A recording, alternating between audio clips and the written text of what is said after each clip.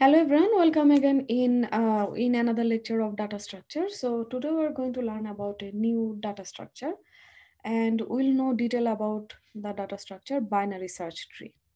So let's start.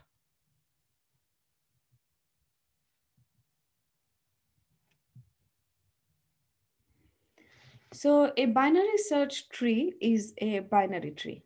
All right. So a binary search tree is a binary tree. We know that a binary tree means it's a tree where every node can have at most two children.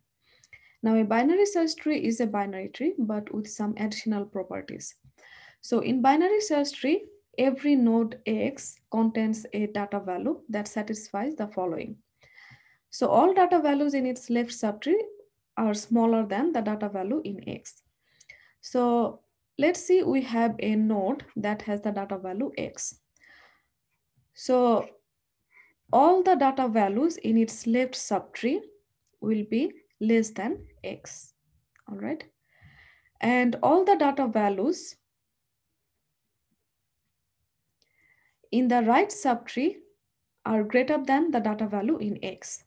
So all the data value that are in the right subtree of X will be greater than X.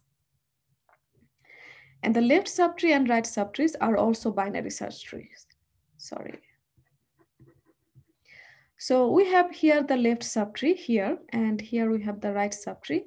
So any left subtree and right subtree, they are also going to follow the same properties. All right. So let's see an example. Let's see we have a node with value 6. Okay. Now, any values that, so any node that is in the left subtree of 6 has to be less than 6. Okay. Now let's say in this tree, when the node is 6. All right. So let's add a node as a left child of 6. So this value has to be less than 6. So let's add say 4. Okay. Now let's see this node has another right subtree and every value has to be greater than this value. All right, greater than 6. So let's add another value as a right child of 6. So it has to be greater than 6. So any value greater than 6, I can add it here. Okay. So let's add 8. All right. So now it's a binary search tree because it is following all the properties. Now, if we grow this tree, all right, if we add more children as a children of this left children or right children, all right. So every subtree, left subtree or right subtree has to also follow the properties of the binary search tree. Means if I add now another node as a left children of 4, it has to be less than 4. Okay. So let's add 2. So binary, see still binary search tree. You can see that every properties are there. All right. Now let's add another value here, right subtree of 4. Okay. So if I now add a value here as a right children of 4, this value has to be greater than 4 and less than 6. Okay, because this is the left subtree of 6 and this value is a right children of 4. So what I can do, I can add 5. Okay, so still you can see that it is still following the binary search tree properties. All right, because this subtree is a binary search tree. And if I consider the node 6 here, this subtree, I mean the whole tree is also a binary search tree. All right. So now let's add a value here with node 8. Okay, node 8 as a root. So this is the subtree, left subtree. Now if I consider 8, okay, as a parent, I can add a left children that has to be less than 8, but greater than 6. I can add 7, okay, following the binary search tree properties. And if I add another children as a right children of 8, that has to be greater than 8 and greater than 6, okay. All right, so now let's add 9. All right, so you can see that here, this tree, the whole tree is a binary search tree. because this is following every properties. That's a binary tree. All the data values in its left subtree are smaller than the data values in X. And that's true for every subtree in this tree.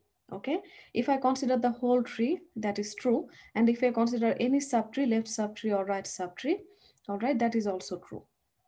All right. So let's see another example. So if I consider this tree, all right, so that is an example of binary search tree. So let's find out. So here the root is 6, and this is every node in its left subtree of 6. So every value here has to be less than 6. So I can find that, I can see that every values here are less than 6. Okay, now every values in its left subtree has to be greater than 6. All right. All right. Now again, I have to find out that every left subtree and right subtree has also follow the same properties. Now, if I consider this subtree, all right, where the in this subtree the root is 2, all right. So every node in its left children, all right, every node in its left subtree of 2 has to be less than 2, and every node in its left right subtree has to be greater than 2. Okay, and we can see that actually here every value has to be actually less than 6, okay, and greater than 2. So this is true because here every values are less than 6, 4 and 3, and greater than 2, 4 and 3. All right, so this is following the binary search tree property. So that's a binary search tree. Now let's look at this example. Okay, so root is 6, so it has 2 children, 2 and 8. So this is following binary search tree properties. But if I consider the whole subtree, every values in this left subtree, all right, has to be less than 6. All right. Now, all right. Now I can see that here we have actually one value here, 7, which is actually greater than 6. All right. So if I just consider this subtree, I mean, if I just consider this subtree, it may look like that this subtree is following the binary search tree properties. But the whole subtree here, okay, for this whole subtree, the root is 6, and every values here has to be actually less than 6. All right. So here this subtree is not following the properties of the binary search tree. All right.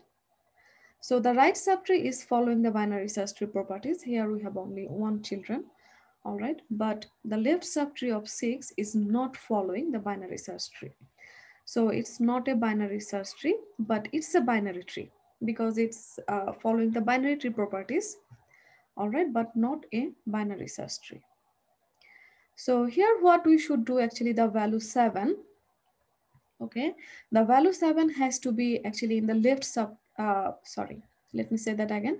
The value 7, the node with value 7 has to be in the right subtree of the node 6. Okay, so if I just move it here, so where it should go? Okay, so it should be actually as a left children of node 8. Okay, now instead of keeping it here, if I move it here as a left children of node 8, you can see that that's following every properties of binary search tree. Okay, so here every subtree is following the binary search tree, all right, because every value here are less than 6. Okay, and this subtree is also following binary search tree. This subtree is also following binary search tree. And here all the values 8 and 7, they are greater than 6, and they are in the right subtree of 6. Okay, and 7 is less than 8, and 7 is a left children of 8. Okay, so that's also following the binary search tree. All right. All right. So these are the example of multiple binary search tree, but all the binary search tree looks like they are different binary search tree based on the configuration. all right, based on their look. They are different binary search tree, but they contain the same data, all right. So all the binary search tree here, they contain the same data. So what it means that with the same set of data, you can have different binary search tree, all right. So for example, here they are the same data, but in this binary search tree, root is Jane, here root is Tom, here root is Alan, okay. But if you look for the properties, binary search tree properties, you can see that all the binary search trees are actually following the properties, okay. So with the same set of data, we can have multiple binary search tree. For example, if I consider the set of data like 1, 2, and 3, okay. So this is one binary search tree, all right. So here we have 1, 2, and 3. Now I can have also another binary search tree with root 1. So in that case, this will look like this, okay. I can consider like another binary search tree with root 3, all right. So this will look like this, all right. And I can also consider a binary search tree like that, say root is 2, all right.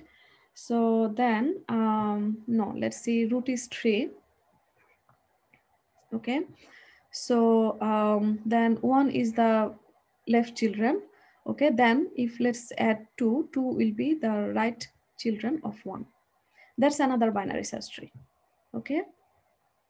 So again, I can have another like this, 1, all right. So 2 is the right children, okay. No, not 2, let's add 3 as the right children, okay. Then if I now add 2, 2 should go there, all right. So that's the idea. With same set of data, I can have different binary search tree, all right. Now the question is that when we are learning a couple of more, we are learning a couple of different data structures. So the question is that why we need to learn different data structure. All right, so we learned about binary tree. Now, why do we need binary search tree? All right, now you can also think that we learned about list, stack, queue. Now, why we have to learn another data structure? So the main idea of having binary search tree, all right, is that the binary search tree in the data structure of binary search tree, it's the search application in the binary search tree is very efficient, okay.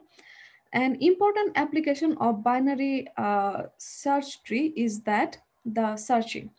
So if we compare binary search tree versus binary tree, all right.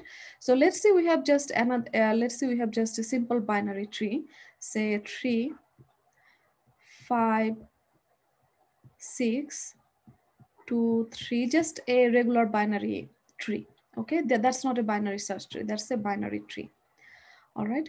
1 and let's see 10, all right. Now in the regular binary tree, if I want to find a node, what I can do, all right, and what would be our approach to find a node in a binary tree? So the approach would be just run any traversal algorithm. We can run pre-order, in order, or post order, and we have also another tree searching algorithm, like we can also run BFS algorithm, okay. That has another name like level ordering traversal, all right. So we can run pre-order, in order, post order, or BFS algorithm. Then we can look for an item, all right. So let's find the value 5, all right. So what we can do, we can run any traversal algorithm and we can find whether the value 5 exists in this tree, all right. So in this approach, what would be our runtime cost? The runtime cost would be order of n, because what actually we are doing, we are traversing all the nodes in the binary tree, okay. So if the number of node in the binary tree is n, in that case, the runtime would be order of n, all right. Now in the binary search tree, what actually we're doing, in the binary search tree, we are ordering the node such a way that all the node with value less than x will be in the left subtree, and all the node with the value greater than x will be in the right subtree. Okay. So we're going to see some example how the searching becomes more efficient. And not only the searching, most of the operations on the binary search tree actually works in order of log n. So log n here, n is the number of nodes. So why log n? Okay, so in the binary search tree, most of the operations actually depends on the height of the tree, not in the number of nodes in the tree. Okay, so while in the binary tree or in most of the list data structure, most of the operation depends on the number of item. Okay, means they are actually order of n operation, but in the binary search tree, okay, in the binary search tree, most of the operations actually depends on the height of the tree. So the operations are order of log n. Okay. The main motivation for using binary the main motivation using binary search tree, okay, rather than using the ordinary list or binary tree, is that most of the most of the operations are order of log n. Okay, and most of the operation we can actually implement using recursion. All right. So we don't have to actually worry about the running out of stack space, since the average depth of the binary search tree will be order of log n. All right. All right. So thank you everyone. And we are going to see a couple of more examples, especially how to all the operations, finding and items in the binary search tree, insertion, all right, and deletion, most of the operations in the next slides.